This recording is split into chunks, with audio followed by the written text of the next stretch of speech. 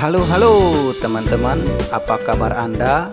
Salam sehat, semoga kita sehat semua dan dijauhkan dari permasalahan apapun itu. Amin.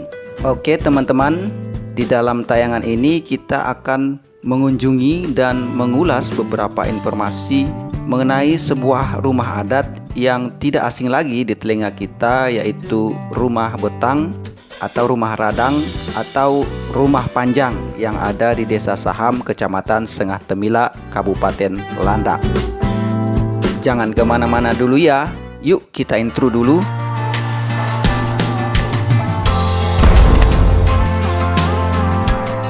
Teman-teman, bagi masyarakat Dayak, tinggal dan hidup di rumah betang atau radang memudahkan setiap warga masyarakatnya mengenal satu sama lain secara lebih dekat dan terbuka. Bangunan rumah betang adalah jantung struktur sosial kehidupan orang Dayak. Budaya betang atau radang bagi suku Dayak merupakan cerminan mengenai kebersamaan dalam kehidupan sehari-hari. Di dalam rumah betang, setiap kehidupan individu di dalam rumah tangga dan masyarakat secara sistematis diatur melalui kesepakatan bersama yang dituangkan dalam hukum adat. Kira-kira kapan ya Bang rumah betang Saham ini dibangun?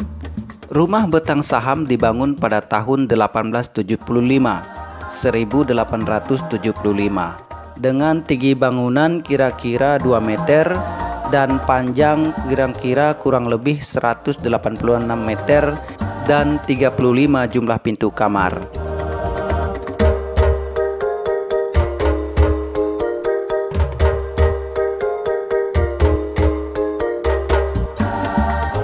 Teman-teman, dahulu bangunan ini keseluruhannya terbuat dari kayu bulian atau kayu besi atau kayu ulin, termasuk atapnya yang dikenal dengan atap sirap. Seperti yang kita ketahui bahwa kayu ulin merupakan jenis kayu yang sangat kuat dan tahan terhadap cuaca. Namun karena harga kayu ulin sekarang sangat mahal, pemiliknya tidak mampu mengganti dengan atap sirap, tetapi mereka menggantinya dengan alternatif lain, yaitu atap seng.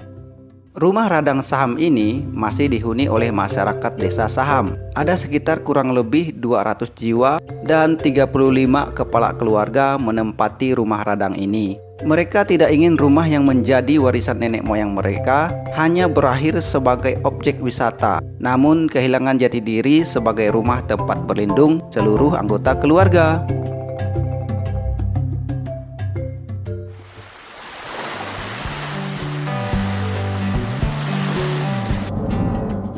Nah, teman-teman, untuk menuju ke rumah radang yang terdapat di Kampung Saham ini, kini telah dapat dijangkau dengan kendaraan roda 2 dan juga roda 4 melalui jalan pedesaan dengan jarak kurang lebih 12 km dari ibu kota Kecamatan Sengah Temila, yaitu Pahauman.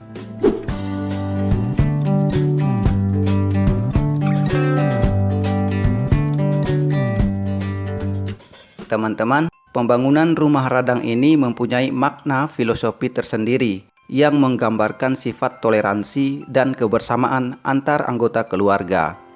Selain itu, rumah adat ini juga dibangun dengan posisi khusus, yaitu bagian hulu rumah harus berada di arah timur, sementara bagian hilir harus mengarah ke barat. Hal ini melambangkan kerja keras dalam kehidupan, mulai dari matahari terbit arah timur hingga matahari terbenam, yaitu arah barat.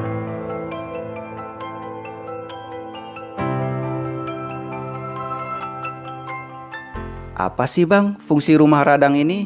Fungsi rumah radang ini adalah sebagai tempat tinggal yang aman bagi penghuninya. Bangunan yang tinggi membuat warga atau penghuni rumah betang terhindar dari serangan hewan buas dan juga serangan dari musuh pada zaman dahulu, di mana tradisi berburu kepala atau ngayau dalam bahasa Dayak Kanayan masih ada dalam kehidupan budaya orang Dayak. Di sisi lain, ada yang disebut dengan fungsi adat, artinya rumah radang bisa dimanfaatkan masyarakat setempat untuk melakukan kegiatan adat, termasuk upacara musyawarah hingga merancang strategi perang. Fungsi lainnya yang muncul setelah zaman semakin modern adalah memfungsikan rumah panjang sebagai tempat wisata. Setiap 1 tahun sekali, upacara adat naik dango akan digelar di rumah betang saham ini.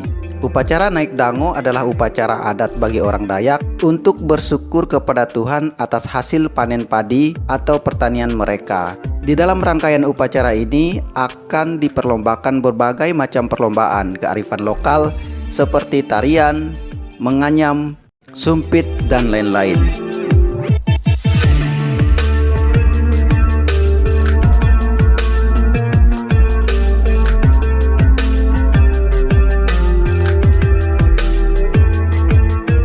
Mengapa kita jarang sekali menjumpai rumah radang? Faktor yang menyebabkan berkurangnya pembuatan dan pendirian rumah radang dimulai pada tahun 1904 ketika pemerintah Hindia Belanda berusaha memusnahkan rumah panjang dengan alasan rentan terhadap kebakaran dan tidak higienis. Namun tujuan sebenarnya adalah membubarkan tempat perkumpulan masyarakat Dayak. Seperti yang kita ketahui, rumah radang adalah tempat untuk berkomunikasi, bermusyawarah, dan lain-lain. Selain itu, salah satu faktor penyebabnya adalah kemajuan zaman dan kebijakan pemerintah pusat Indonesia pada tahun 1970-an dengan perancangan program resettlement penduduk yang kita kenal dengan RESPEN, yang pada intinya menetapkan penduduk pada tempat yang layak huni. Dengan kebijakan ini, maka sebagian masyarakat mulai memilih membangun tempat tinggal mereka secara individu.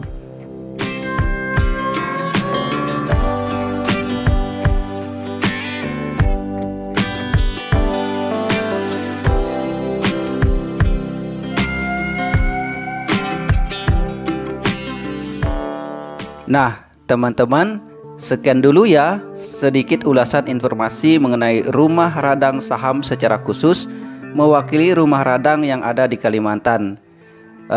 Jika ada kesalahan penulisan maupun kesalahan dalam pengucapan, mohon dimaafkan. Jika ada kekeliruan dalam hal informasi, silahkan dikoreksi.